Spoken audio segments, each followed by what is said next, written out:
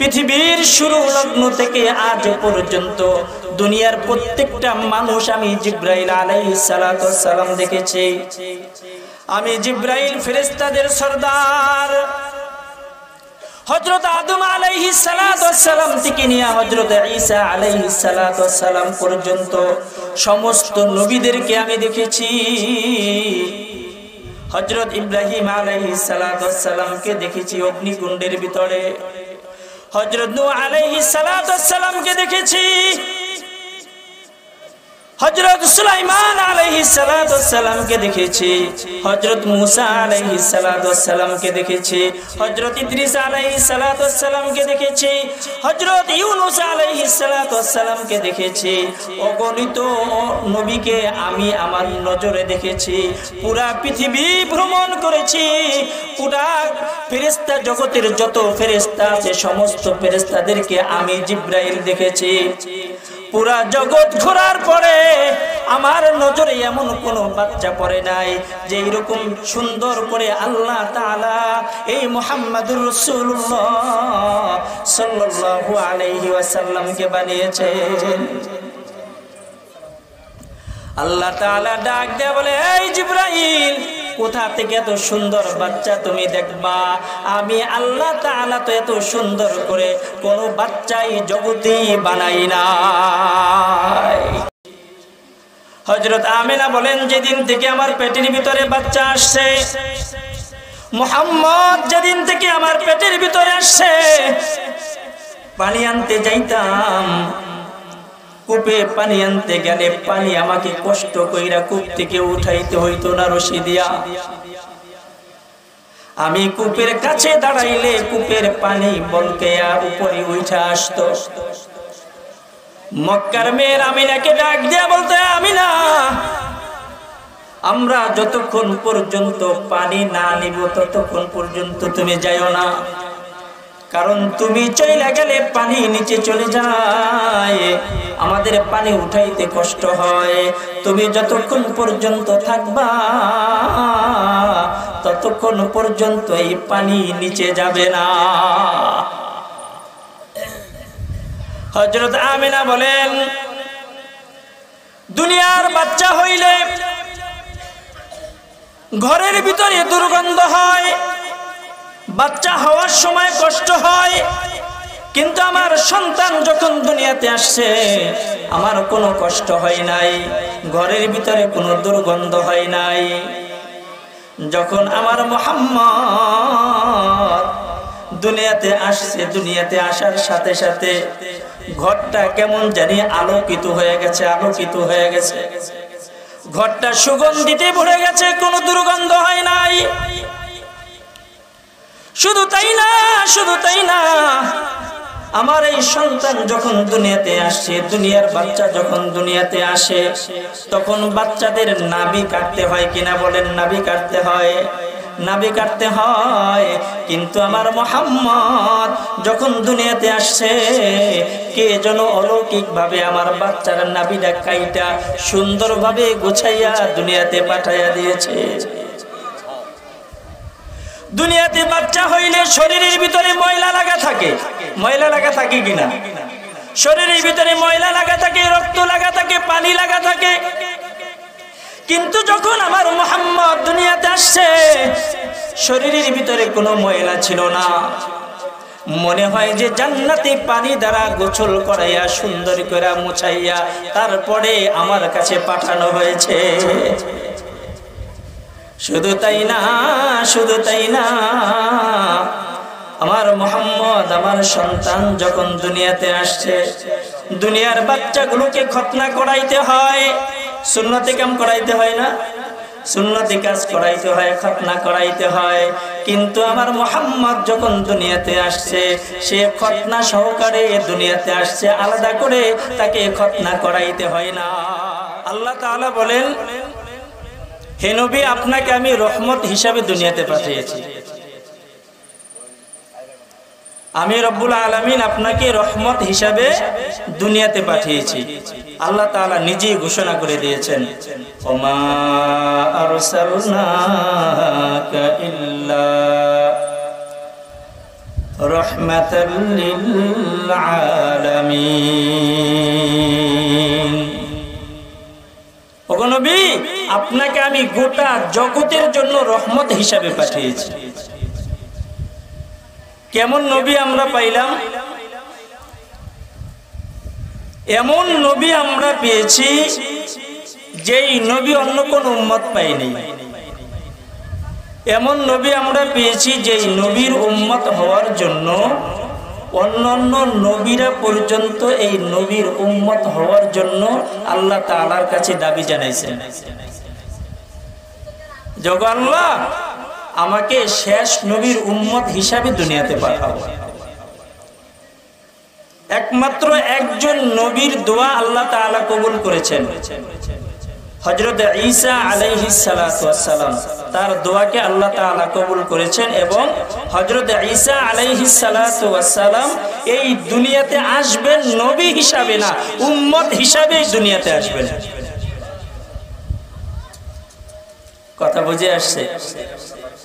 কেমন নবী আমরা পেয়েছি, যার মুজিজা জন্মের আগ থেকেই শুরু হয়ে গেছে।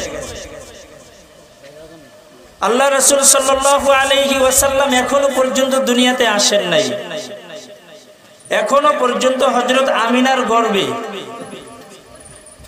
আল্লাহ রাসূল সাল্লাল্লাহু আলাইহি ওয়াসাল্লামের পিতা আব্দুল্লাহ ইন্তেকাল করেছেন। কিছুদিন পরে মক্কার কিছু মানুষ আল্লাহ রাসূল সাল্লাল্লাহু আলাইহি ওয়াসাল্লামের দাদা আব্দুল মুত্তালিব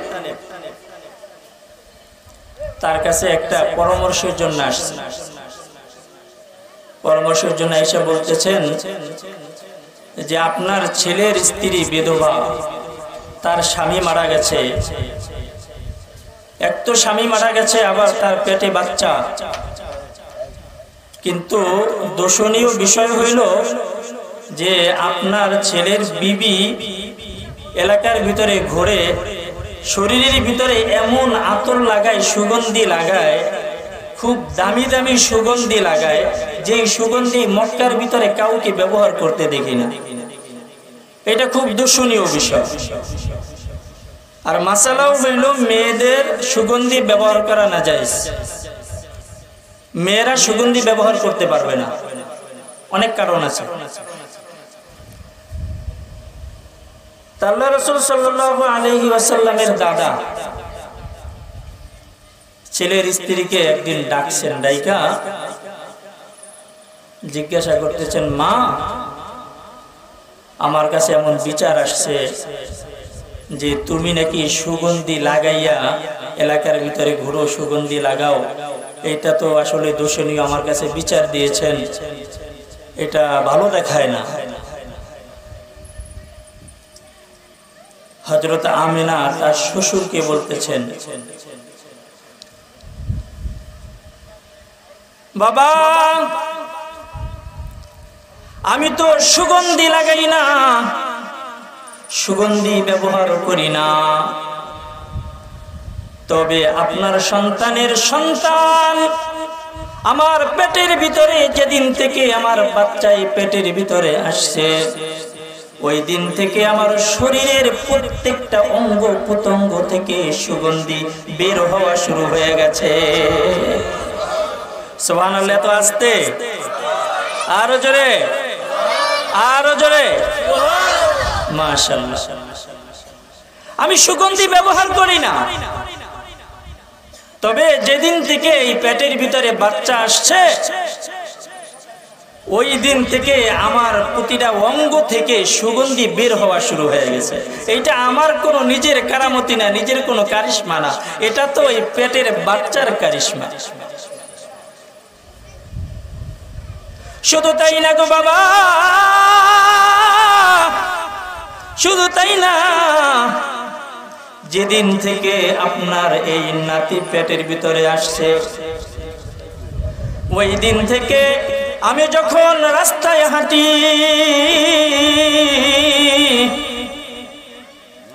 পায়ের নিচে যদি কোনো কাঁটা পড়ে, ওই কাঁটার কাঁটা থাকে না, ফুলে পরিণত হয়ে যায়।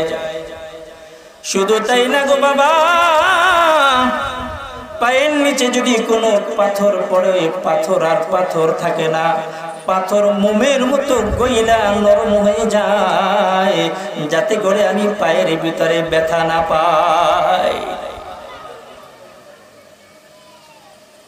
এতটুকু এখান্ত না গো বাবা,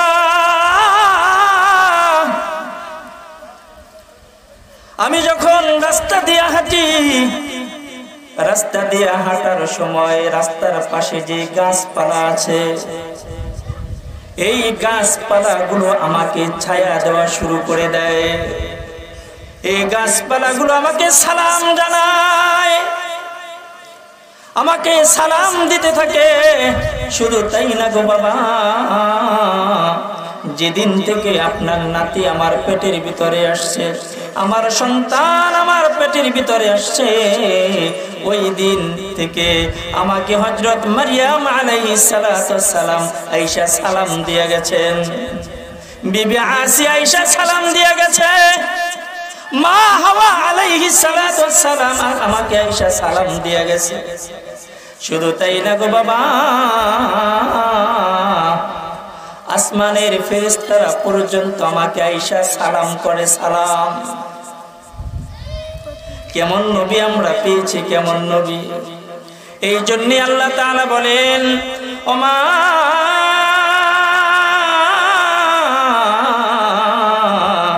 আরসালনাকা ইল্লা রাহমাতাল লিল আলামিন।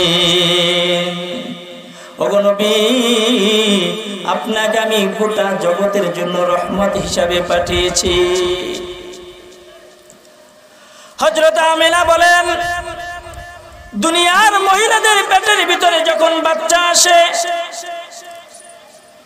ওই মা অসুস্থ হয়ে যায়, খাবার খাইতে পারে না, ঠিক মতো চলতে পারে না, বসতে পারে না, ওই মা ঠিক মতো ঘুমাইতে পারে না, পেটের ভিতরে ব্যথা করে, বিভিন্ন অসুস্থতা দেখা দেয়।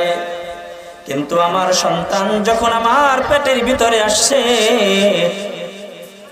আমি কষ্ট করতে হয় নাই, সাধারণ থেকে সাধারণ কোনো কষ্ট হয় নাই, আমি অনুভব করি নাই আমার পেটের ভিতরে যে বাচ্চা আছে, আমার কোনো কষ্ট হয় নাই, খাবার খাইতে কষ্ট হয় নাই, আমার চলতে ফিরতে কষ্ট হয় নাই, স্বাভাবিকভাবে স্বাভাবিক মানুষের মতো আমি চলাফেরা করেছি।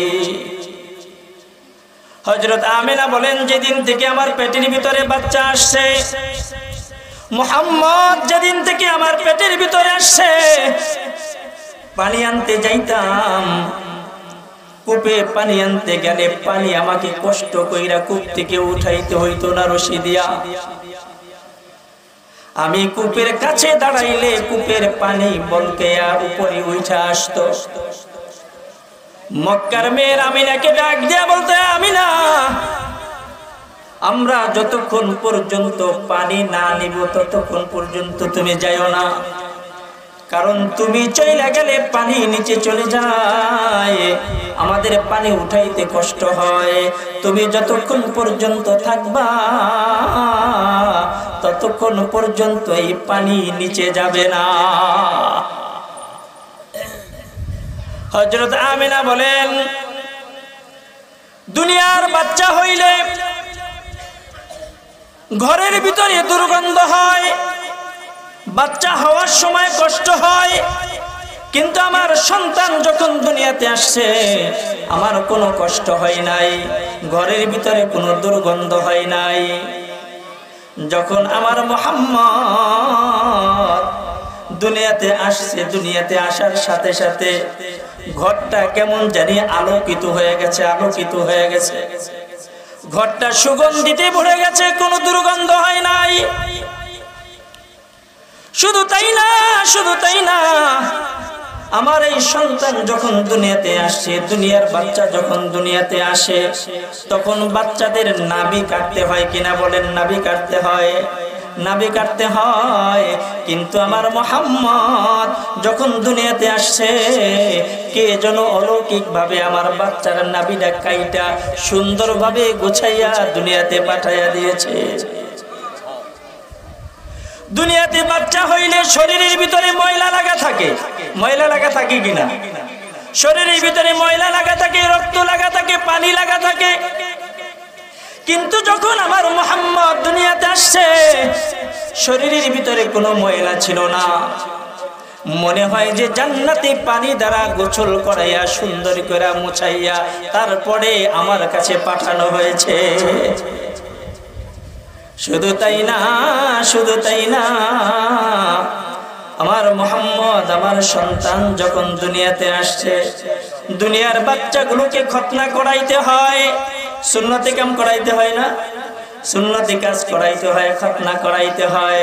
কিন্তু আমার মুহাম্মদ যখন দুনিয়াতে আসছে, সে খতনা সহকারে দুনিয়াতে আসছে, আলাদা করে তাকে খতনা করাইতে হয় না। হযরত আমিনা বলেন, আমার বাচ্চা যখন হইছে, হওয়ার কিছুক্ষণ পরেই কেমন জানি ঘরটা অন্ধকার অন্ধকার হয়ে গেছে, কুয়াশার মতো ঘরের ভিতরে ঢুকছে। ঢুকার কিছুক্ষণ পরেই কেমন জানি গাইবে একটা আওয়াজ আসতেছে, এই বাচ্চাটাকে কিছুক্ষণের জন্য তার মার কাছ থেকে সরাইয়া নাও। তার মায়ের কাছ থেকে সরাইয়া পৃথিবীর এক প্রান্ত থেকে আরেক প্রান্ত, আরেক প্রান্ত থেকে আরেক প্রান্ত, পূর্ব থেকে পশ্চিম, উত্তর থেকে দক্ষিণ, পুরা পৃথিবীটা এই বাচ্চাটাকে ঘুরাইয়া ঘুরাইয়া নিয়ে আসো। প্রত্যেকটা মাখলুকের সাথে এই বাচ্চাটার পরিচয় করাইয়া দাও। এইটা সাধারণ কোনো মানুষ না, সাধারণ কোনো মানুষ না, এইটা হইল আমার হাবিব মুহাম্মাদুর রাসূলুল্লাহ সাল্লাল্লাহু আলাইহি ওয়াসাল্লাম। পুরা জগৎ ঘুরাইয়া নিয়ে আসো, পুরা জগৎবাসীকে জানিয়ে দাও যে মুহাম্মদ দুনিয়াতে চলে আসছে, পুরা জগৎ ঘুরাইয়া নিয়ে আসছে। কেমন নবী আমরা পেয়েছি, হ্যাঁ, কেমন নবী আমরা পেয়েছি। হযরত আমিনা টেনশন করতেছেন, আরে যদি আজকে বাবা থাকতো, সন্তানের জন্য খেলনা আনতো। আমরা বাবারা সন্তানের জন্য খেলনা আনি না, নাতিদের জন্য খেলনা আনি না। আমিনা মনে মনে চিন্তা করতেছেন আর চোখের পানি ফালাইতেছেন, আরে আজকে যদি আব্দুল্লাহ থাকতো, আমার স্বামী থাকতো, তাইলে তার সন্তানকে দেখা খুশি হইতো, তার জন্য এই মক্কার বাজার থেকে খেলনা নিয়ে আসতো। আল্লাহ তাআলা হযরত আমিনাকে ডাক দিয়ে বলে, এই আমিনা, তার বাবা থাকলে দুনিয়াতে তার জন্য মাটির খেলনা নিয়ে আসতো, দুনিয়ার সাধারণ খেলনা নিয়ে আসতো, প্লাস্টিকের খেলনা নিয়ে আসতো। এইটা তো দুনিয়ার সাধারণ কোনো মানুষ না, এইটা তো আমার হাবিব, তার জন্য আমি খেলনার ব্যবস্থা করতেছি। দেখো, হযরত আমিনা বলেন, আমার সন্তানটাকে রোদে একটু শোয়ায়া রাখছি, কিছুক্ষণ পরে দেখতেছি ওই রোদ আর রোদ নাই, তার উপরে রোদ থেকে ছায়া দিতেছে, ছায়া দিতেছে, রোদ তার উপরে পড়ে না। সন্ধ্যার পরে যখন একটু ঠান্ডা হয়েছে, ঠান্ডা হওয়ার পরে হযরত আমিনা বলেন, আমি তাকে দেখি কেমন জানি আকাশের চাঁদ আর আকাশে নাই, আকাশ থেকে আস্তে আস্তে আস্তে আস্তে নিচের দিকে নামতেছে, নিচের দিকে আসতেছে, নিচের দিকে আসতেছে। চিল্লায়া বলতেছেন, ওই যে মনে হয় আকাশের চন্দ্রটা আমার সন্তানের উপরে পড়ে যাবে, আমার সন্তানের উপরে পড়ে যাবে। দেখা গেল একটু পরে একেবারে কাছাকাছি আইসা চন্দ্রটা ওখানে থাইমা গেছে, মুহাম্মাদুর রাসূলুল্লাহ সাল্লাল্লাহু আলাইহি ওয়াসাল্লামের উপরে পড়ে নাই। তাকে দেখে আল্লাহর রাসূল সাল্লাল্লাহু আলাইহি ওয়াসাল্লাম দু হাত পাও খেলা করতেছেন, নাড়াইতেছেন, ওই হাত পাও নাড়াচাড়া করতেছে, ওই হাত পাও নাড়াচাড়ার সাথে সাথে চন্দ্র তার সাথে খেলাধুলা করতেছে। চন্দ্র হাতের নাড়াচাড়ায় খেলাধুলা করতেছে। কেমন নবী আমরা পেয়েছি। হযরত আমিনা বলেন যে মক্কার জমিনে অনেক সন্তান আমি দেখেছি, অনেক সন্তান আমি কোলে নিয়েছি, কিন্তু আমি মুহাম্মদের মতো সুন্দর কোন সন্তান আমি আমার জীবনে দেখিনি। হালিমাতুস সাদিয়া রাদিয়াল্লাহু তাআলা আনহা আয়েশা বলেন, এই আমিনা, তুমি কি সুন্দর দেখেছো? তুমি তো শুধু মক্কার জমিনে কিছু বাচ্চা দেখেছো। তোমরা তো শহরের ভিতরে থাকো, রাজধানীর ভিতরে থাকো, তুমি তো একজন গৃহিণী, তুমি আর কয়জন দেখেছো? আমরা তো এই রাজধানী থেকে বাচ্চাদেরকে নিয়ে লালন পালন করি, আমরা অনেক বাচ্চা দেখেছি, হাজার হাজার বাচ্চা আমরা দেখেছি, তবে মুহাম্মাদের মতো সুন্দর, এইরকম সুন্দর কোন বাচ্চা আমি হালিমার নজরে পড়েনি। দাদা আব্দুল মুত্তালিব কইতেছেন, তোমরা আর কি সুন্দর দেখেছো? তোমরা তো সামান্য কয়েকজন দেখেছো, আমি হইলাম এই মক্কার নেতা, মক্কার মুতাওয়াল্লি, কাবা শরীফের মুতাওয়াল্লি, আমি হইলাম এলাকার সবথেকে বড় হুজুর। তোমরা আর কয়জন দেখেছো? প্রতি বছর এখানে হজ করার জন্য মানুষ আসে, তাদের সাথে বাচ্চারাও আসে। শুধু তাই না, আমি এখানের মুতাওয়াল্লি হওয়ার কারণে অনেক বাচ্চাদেরকে নিয়ে আসে জারফুক করার জন্য, দোয়া নেওয়ার জন্য আমার কাছে আসে। আমি আমার জীবনে হাজার হাজার লক্ষ লক্ষ বাচ্চা আমি জীবনে দেখেছি, কিন্তু মুহাম্মাদের মতো সুন্দর এইরকম বাচ্চা আমি আমার জিন্দেগিতে দেখি নাই। হযরত জিবরাইল আলাইহিস সালাতু ওয়াস সালাম বলেন, আপনারা আর কি সুন্দর দেখেছেন? আপনারা আর কয়জন দেখেছেন? পৃথিবীর শুরু লগ্ন থেকে আজ পর্যন্ত দুনিয়ার প্রত্যেকটা মানুষ আমি জিবরাইল আলাইহিস সালাতু ওয়াস সালাম দেখেছি। আমি জিবরাইল ফেরেশতাদের সরদার। হযরত আদম আলাইহিস সালাতু ওয়াস সালাম থেকে নিয়ে হযরত ঈসা আলাইহিস সালাতু ওয়াস সালাম পর্যন্ত সমস্ত নবীদেরকে আমি দেখেছি। হযরত ইব্রাহিম আলাইহিস সালাতু ওয়াস সালামকে দেখেছি অগ্নিকুণ্ডের ভিতরে, হযরত নূহ আলাইহিস সালাতু ওয়াস সালামকে দেখেছি, হযরত সুলাইমান আলাইহিস সালাতু ওয়াস সালামকে দেখেছি, হযরত মূসা আলাইহিস সালাতু ওয়াস সালামকে দেখেছি, হযরত ইদ্রিস আলাইহিস সালাতু ওয়াস সালামকে দেখেছি, হযরত ইউনূস আলাইহিস সালাতু ওয়াস সালামকে দেখেছি। অগণিত নবীকে আমি আমার নজরে দেখেছি। পুরা পৃথিবী ভ্রমণ করেছি, পুরা ফেরেশতা জগতের যত ফেরেশতা আছে সমস্ত ফেরেশতাদেরকে আমি জিবরাইল দেখেছি। পুরা জগৎ ঘোরার পরে আমার নজরে এমন কোন বাচ্চা পড়ে নাই যে এরকম সুন্দর করে আল্লাহ তাআলা এই মুহাম্মাদুর রাসূলুল্লাহ সাল্লাল্লাহু আলাইহি ওয়াসাল্লামকে বানিয়েছেন।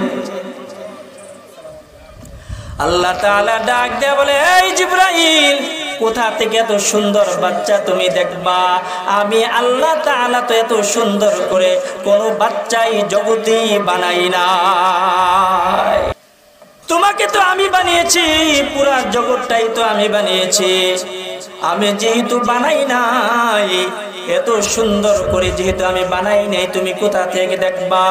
এইটা তো আমার হাবিব মুহাম্মাদুর রাসূলুল্লাহ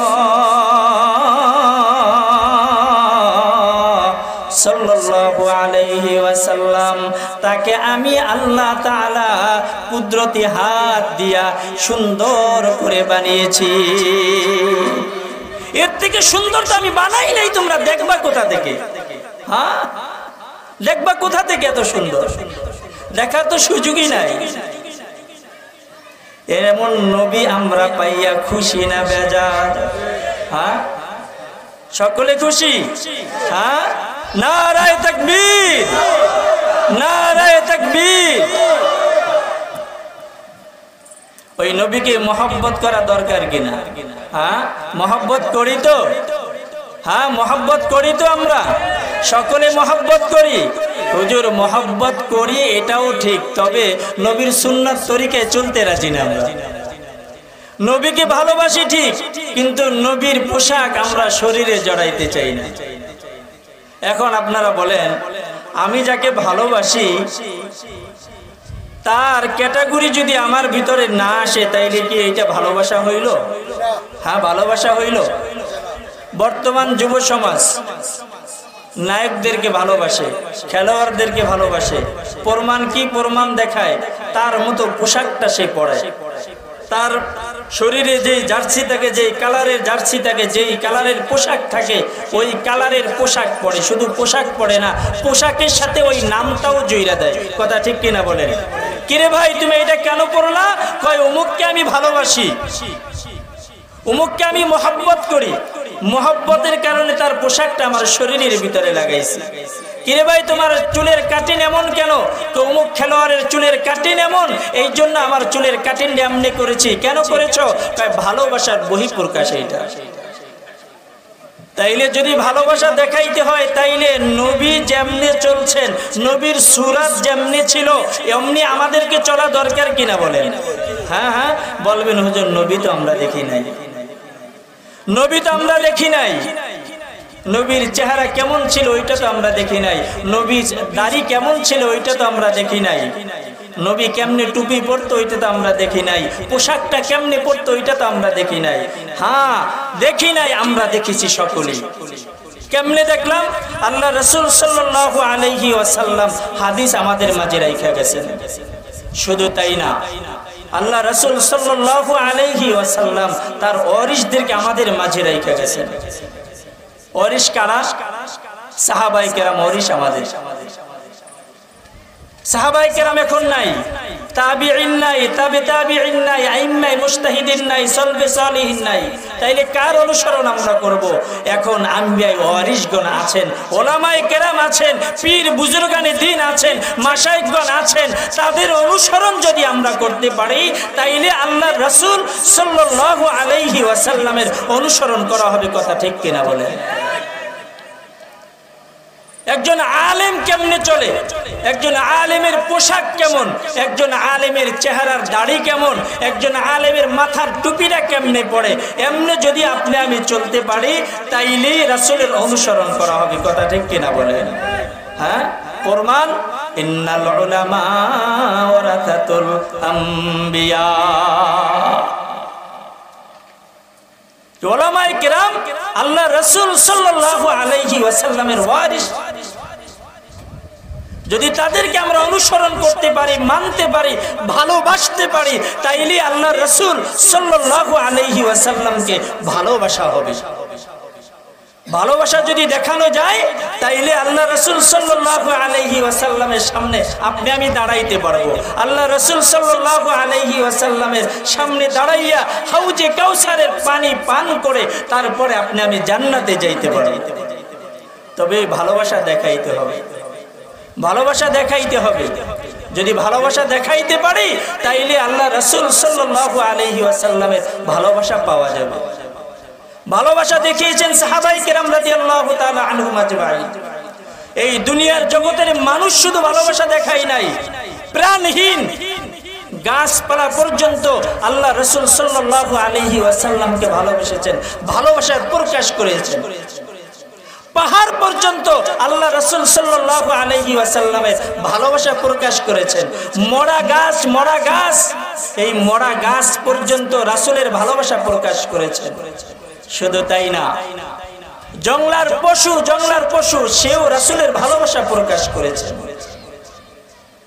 রাসূল যে নবী এইটা তাদের মুখ থেকে আল্লাহ তাআলা প্রকাশ করে দিয়েছেন।